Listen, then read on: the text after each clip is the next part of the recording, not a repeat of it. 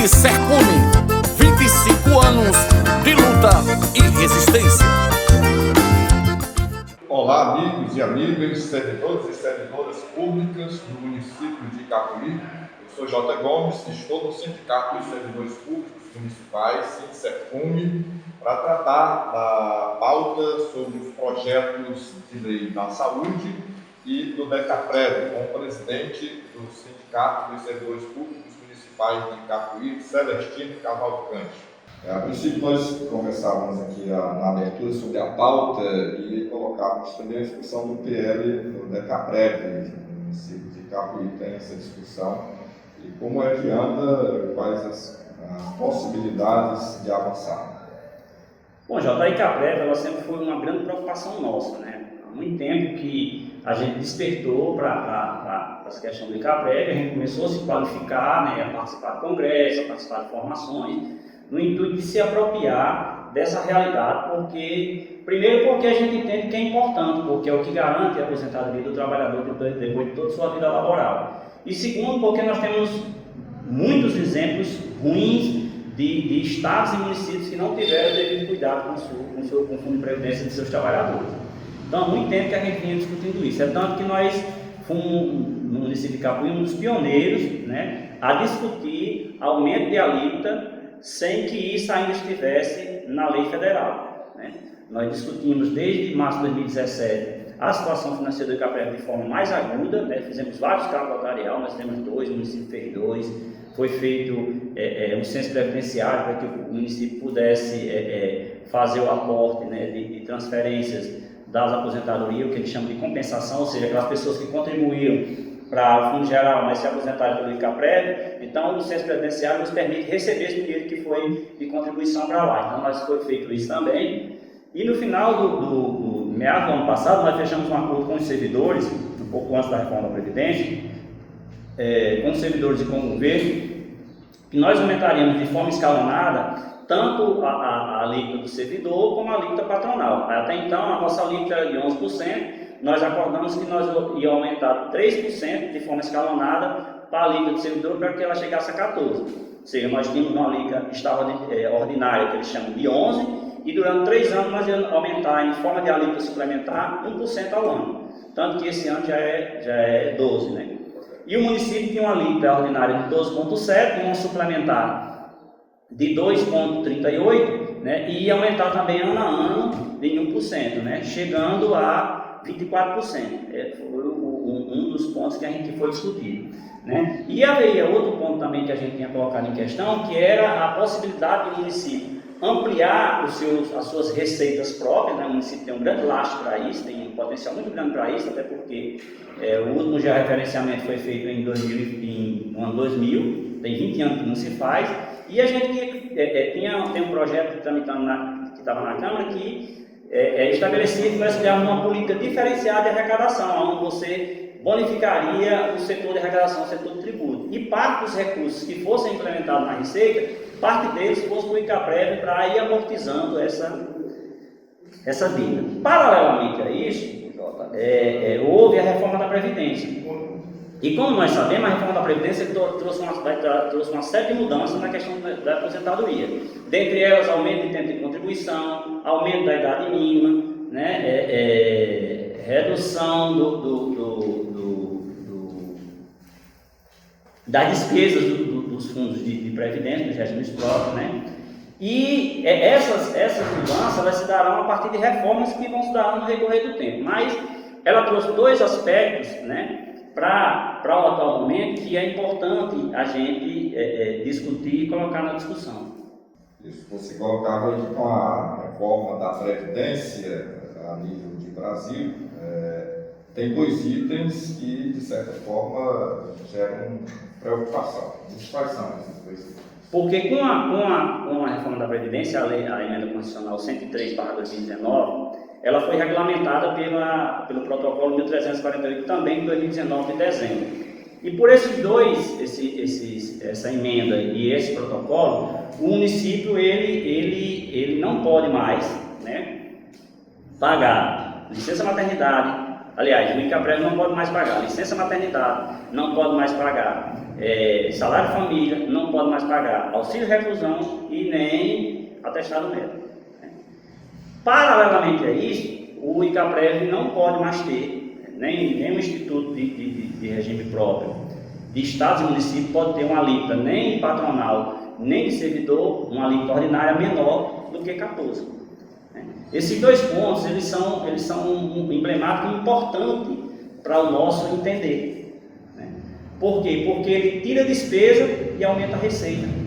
Então, se você levar em consideração que o nosso fundo de previdência hoje tem um déficit de 150 milhões de reais e tem um patrimônio de um pouco mais de 16 ou 17 milhões de reais, uma medida dessa que retira despesa e aumenta a receita, ela é extremamente importante para dar uma sanada na situação do fundo. Logicamente que ela não resolve, mas ela sana essa situação do fundo de previdência, dando uma sobrevida a ele para um futuro mais próximo. Presidente Celestino, qual é essa tendência que você acaba de colocar aí? Qual a dificuldade de ter se conquistado, conseguido a aprovação do projeto? Bom, o que basicamente a gente construiu no decorrer do projeto? Nós já pagávamos 12% de ordinária, 11% de ordinária e 1% de suplementar. Em janeiro de 2021 nós ia pagar mais 1% de suplementar, chegaria a 2%, e em janeiro de 2022 nós pagaríamos mais 1%, que chegaria aos 14%. Em função dessa legislação, nós teríamos que antecipar, ou seja, mesmo a lei sendo aprovada, porque ela tem que ser aprovada até 31 de julho, mas ela só começa a ser cobrada em 1º de dezembro. Nós teríamos que antecipar 1% de alíquota do servidor em 13 meses, para transformar a nossa ordinária em 14, a nossa alíquota ordinária em 14. Então, na verdade, não seria um aumento, seria uma antecipação, porque a gente vai só pagar 14 em janeiro de 2022. Então, agora nós iríamos pagar 14 em dezembro de 2020. Isso no caso do servidor. No caso do município, que é 12,7, nós temos que transformar esse 2,7 em 14, que é a alíquota ordinária, e aí ficava suplementar de 2,35, de 1,35. Aí nós negociamos com o governo a perspectiva de não aumentar essa alíquota dele. O governo topou. Então, aumentaria em 2%, ou seja, ficaria os 14 ordinários mais 3,35, ou seja, o município que até então pagava 15,35 passaria para 17,35. Ou seja, essa engrenagem aí, dessa antecipação da nossa alíquota, que aumenta a alíquota patronal, dá um aquecimento na arrecadação do ICAPREV em torno de 65 mil reais. E, em contrapartida, o município não iria pagar mais nem licença maternidade, nem atestado médico, nem salário de família, nem auxílio de reclusão. Qual é a problemática elencada por alguns parlamentares para não votar o projeto? Eles colocam que o projeto tinha algumas dubiedades, alguns artigos que não estavam muito claros, Mas eu praticamente discordo disso, Primeiro porque se você pegar a legislação, você vai ver que o que esse PL faz é apenas mudar de agente pagador, ou seja, o que era para ser pago pelo Fundo de Previdência, agora vai ser pago pelo ente municipal. O que o projeto faz, no centro do projeto, o que tem é isso.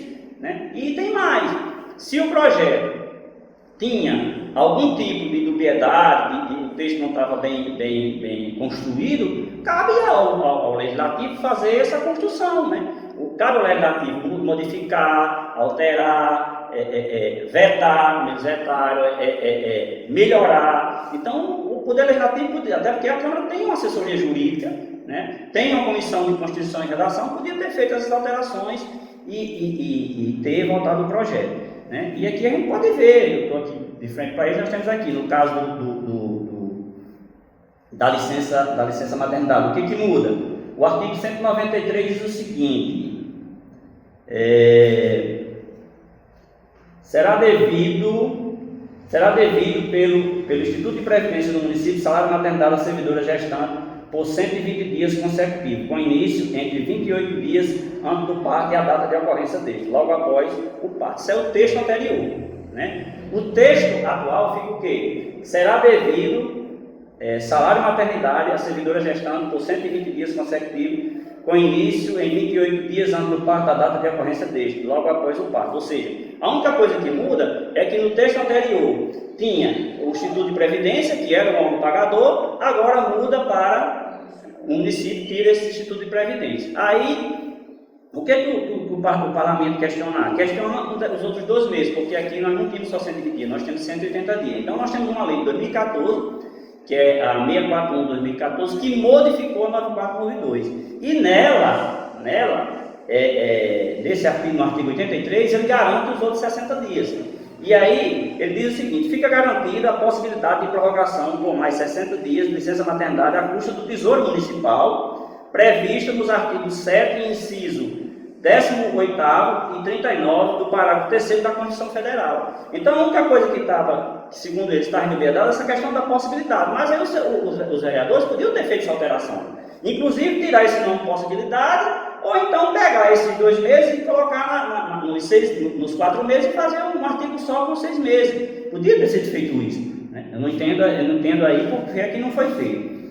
Quanto aos demais, né, que se fala aqui na questão do salário de família e do auxílio de reclusão, o artigo 184 da 9492 ele já garante isso, né? Inclusive na seção 9, no artigo 197 e na seção 7 e o artigo 195 ele garante. O 197 garante o auxílio de reclusão e o 195 garante o salário de família. A única coisa que a lei faz é dizer que esses benefícios eles não podem mais serem pagos pelo Instituto de Previdência, tem que ser pago pelo ente municipal. Né? Então, por isso que a gente coloca assim, é o sonho de qualquer empresa que está quebrando. Qualquer empresa que está quebrando, o sonho dela é achar um mecanismo que diminua a sua despesa e aumente a sua receita. Era isso que o projeto fazia. E aí tem um outro aspecto que também nos preocupa. Né? A gente precisa que ser dito. Na verdade, o governo não botou esse projeto lá porque ele queria discutir Previdência agora. Ele botou esse projeto lá porque ela é uma formalidade, né? É uma obrigatoriedade baseada na Constituição, na Lei da Previdência Federal. E por quê? Até o término do governo de Moebius, nós tínhamos um município inadimplente, o município de Capoeira inadimplente, então não fazia convênio, não podia receber algumas emendas. Né? Quando Geraldo assumiu o governo, Geraldo conseguiu, através da assessoria especializada que ele contratou, uma CRP judicial. O que é CRP? Certidão de Regulamentação Previdenciária. E aí o município se tornou adimplente. E aí o município começou a fazer convênio. Certo? Até hoje, essa CRP é judicial. Então, a não aprovação desse projeto, ela poderá, essa CRP cair. E se essa CRP cai, o município não vai poder mais conveniar. Se ele não vai mais poder conveniar, logicamente ele tenderá a cair sua receita corrente líquida, porque os recursos que o município convenia, eles entram na receita corrente líquida. Se cai a receita corrente líquida, automaticamente diminui o teto que o município, de gasto que o município tem para gastar com o pessoal. Ou seja, dificulta a nossa luta por reajuste, dificulta a nossa luta pelas progressões horizontais e as progressões verticais. Então, na verdade, o governo está preocupado com isso, com a possibilidade dele não conveniar.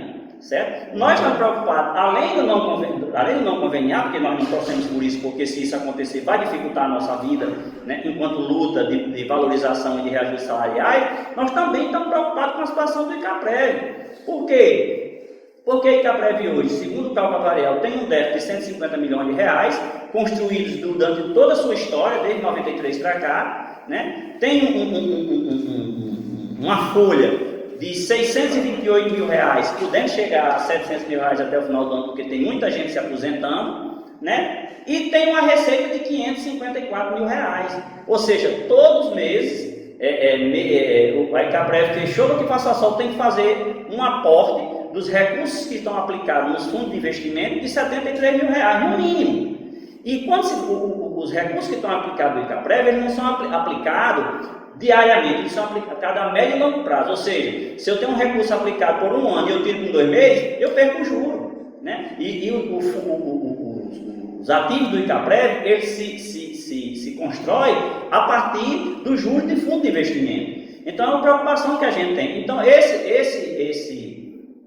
Esse projeto, na nossa cabeça, enquanto sindicato, ele dava um amparo para a gente aguentar as contas até o ano que vem, porque o ano que vem nós temos que discutir a questão do SCAPREV, nós temos que discutir concurso público, não dá mais para não fazer concurso público, nós temos que discutir a questão da idade mínima da aposentadoria, a gente tem que discutir a questão do tempo de contribuição, né? Nós temos que discutir uma série de coisas para o ICAPREV para poder sanar ele de uma vez por todas. Né? E essa discussão ela precisa ser feita, e precisa ser feita com muita seriedade, muita transparência e muito conhecimento por parte do servidor. Por quê? Porque a gente precisa fazer uma discussão para que essa conta ela nos atinja o mínimo possível.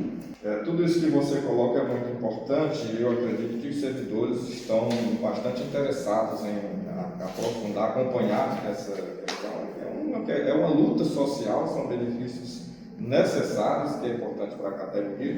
E eu pergunto qual a possibilidade do Poder Legislativo retomar essa discussão para levar em conta essas observações importantíssimas que você faz do ponto de vista da importância desse projeto de lei.